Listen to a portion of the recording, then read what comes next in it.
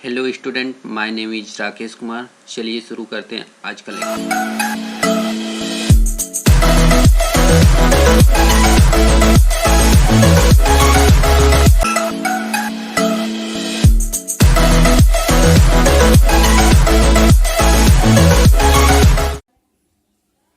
ये pointer series का दूसरा पार्ट है जिसमें हम डिस्कस करेंगे पॉइंटर एक्सप्रेशन के बारे में।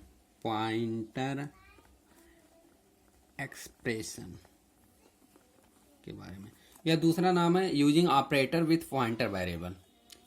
कुछ भी हम कह लें कि मतलब हम कैसे एक्सप्रेशन के साथ पॉइंटर वेरिएबल को डील करेंगे, इन सब के बारे में समझेंगे।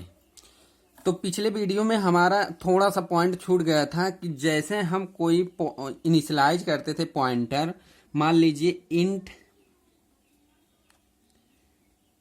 ए कामा स्टार पीटीआर, तो ए जो है क्या है, ऑर्डिनरी वेरिएबल है, साधारण वेरिएबल है, और पीटीआर क्या है, पॉइंटर वेरिएबल है। अगर हम और दो वेरिएबल और डिक्लेयर करें बी और सी फ्लोट टाइप का, तो क्या कर सकते हैं कि हम एक डेटा टाइप से दूसरे डेटा टाइप के एड्रेस को नहीं सेव कर पाते हैं। जैसे PTR equal address of a, ये वैलिड है, लेकिन अगर हम कहें PTR equal address of x, address of b या एड्रेस ऑफ सी, तो इनवैलिड है। समझ में आया? बस इतना पॉइंट छूटा था। मतलब अगर जो पॉइंटर वेरिएबल है इंटीजर टाइप का है, तो सिर्फ उसमें इंटीजर टाइप वेरिएबल के एड्रेस को स्टोर कर सकते हैं। हम पॉइंटर कैरेक्टर इस टाइप के वेरिएबल को उसमें नहीं स्टोर कर पाएंगे एड्रेस। बस इतनी सी पॉइंट पहले वीडियो में छूट गया था। तो चलिए इस वीडियो में देखते हैं हमें क्या पढ़ना है एक्सप्रेशन के बारे में। पॉइंटर एक्सप्रेशन के साथ कैसे डील करते हैं। मान लीजिए हम वेरिएबल डिक्लेयर किए हैं a equal 15, b equal 20, c star PTR 2। तो ये इंटीजर टाइप का है। अगर इंटीजर टाइप का है तो ये इंटीजर वैल्यू एक्वायर करेगी, इंटीजर वैल्यू लेंगी, और जो पीटीआर स्टार पीटीआर है वो इंटीजर टाइप के वेरिएबल के एड्रेस को स्टोर करेगी, ना कि फ्लोट के। इतना समझ में आ गया? अब हम बात करते हैं जैसे हम साधारण वेरिएबल के साथ प्लस माइनस मल्टीप्लिकेशन डिवीजन ये सब करते थे, हम पीटीआर के साथ किस तरह से करते हैं इसके बारे में सेम उसी तरह से करते हैं। जैसे अगर हम बात करें c इक्वल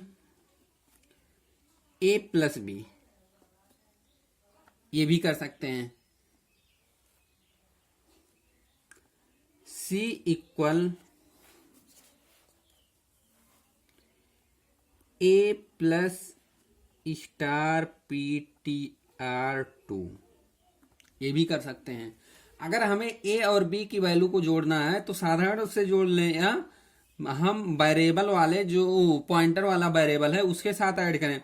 देखिए a की वैल्यू यहाँ कितना 15 है। स्टार पीटीआर का मतलब पीटीआर 2 का जो पॉइंटर वेरिएबल है उसका जो वहां एड्रेस स्टोर है उसकी वैल्यू। तो पीटीआर 2 में किसका एड्रेस स्टोर है? बी वाले वेरिएबल का।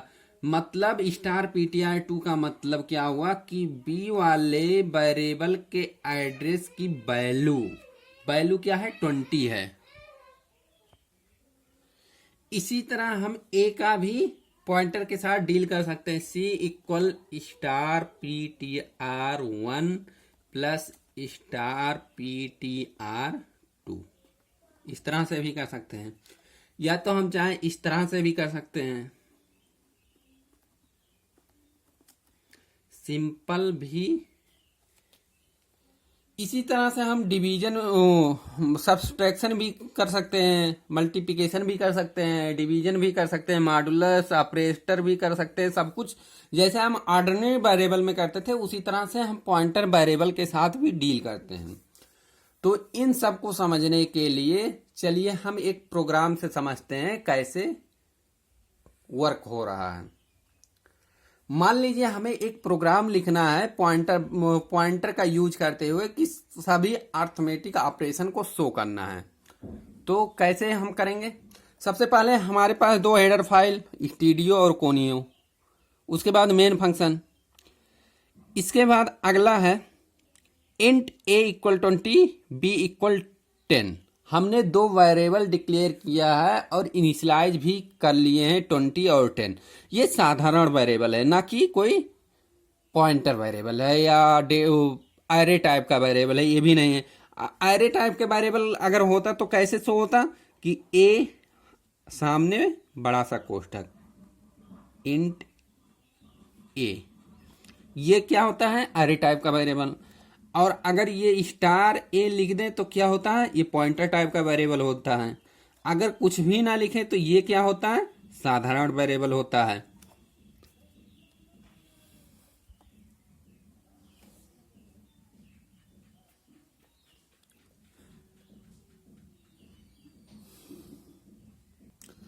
अगला लाइन है कि हम सब जो परफॉर्म करेंगे addition, subtraction, multiplication, division, modulus operator, इन सब के लिए हम एक वेरिएबल डिक्लेयर कर ले रहे हैं कि जो वैल्यू आएगी उनको स्टोर कराने के लिए हमें पॉइंटर का यूज करना है। पॉइंटर का यूज करते हुए ये सब निकालना है। तो हमने जो दो वेरिएबल है इनके एड्रेस को स्टोर करने के लिए दो पॉइंटर डिक्लेयर कर लिए हैं, पॉइंटर 1, पॉइंटर 2।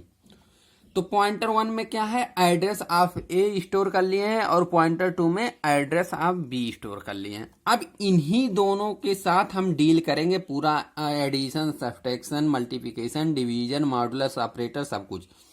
तो अगर एडिशन निकालना है पॉइंटर वेरिएबल के साथ तो हम क्या करेंगे? उसके जो यहाँ पॉइंटर वेरिएबल में क्या स्टोर है? ए का एड्रेस स्टोर है।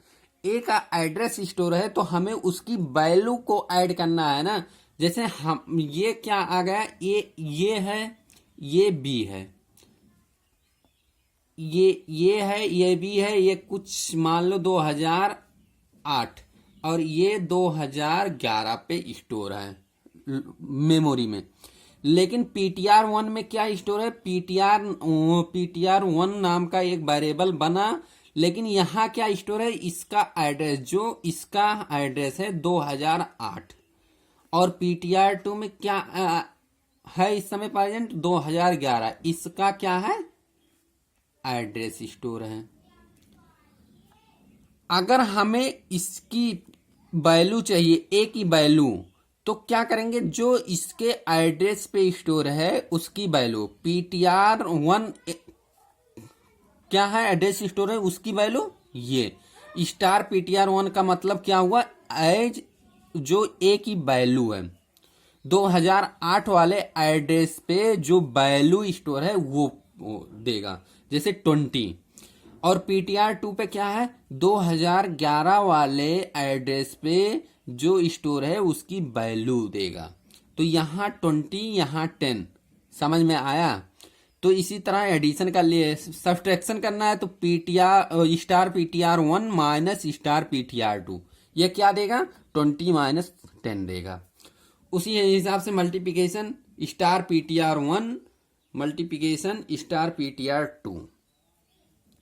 डिवीजन तो division star ptr1 star ptr2।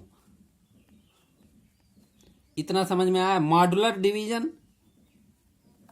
अब इन सबको अगर हमें प्रिंट कराना है तो सिंपल ऐड वाले को प्रिंट कराना है, सब्ट्रैक्ट वाले को, मल्टीप्लिकेशन वाले, डिवीजन वाले, इन सबको हमें प्रिंट कराना है। तो सिंपल क्या करेंगे? तो हम इनको प्रिंटफ फंक्शन में प्रिंट करवा लेंगे सिंपल से।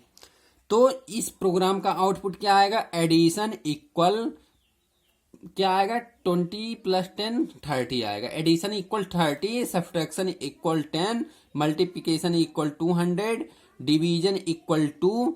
अगर हम मॉडुलर डिवीजन प्रिंट करवाना चाहें, मेरे पास यहाँ जगह नहीं था इस पेज में इसलिए हम प्रिंट नहीं करवाएं। आप लोग अगर मॉडुलर डिवीजन प्रिंट करवाएंगे तो कितना आएगा आंसर? 0, क्योंकि मॉडुलर ऑपरेटर क्या देता है? रिमाइंडर देता है। 20/10 करेंगे तो रिमाइंडर कितना आएगा? 0। और बाद में गेट ch और ये ब्रेसेस लगाए हैं।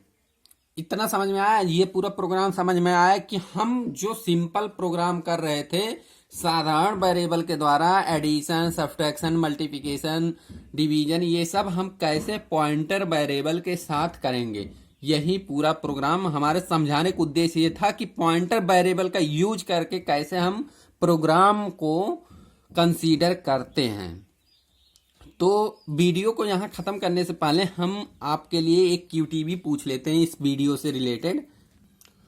आप सबके लिए क्यूटीवी ये है कि जो ये मेन फंक्शन है, ये यूजर डिफाइन फंक्शन होता है या प्री डिफाइन फंक्शन होता है? यूजर डिफाइन फंक्शन होता है या प्री डिफाइन फंक्शन होता है? कमेंट सेक्शन में इस क्यूटीवी का आंसर आप लोग जरूर कीजिए और वीडियो को ज़्यादा से ज़्यादा शेयर करिए ताकि लोग देख सके, अपने सेमेस्टर एग्जाम की तैयारी कर सके। और वीडियो देखने के लिए थैंक यू।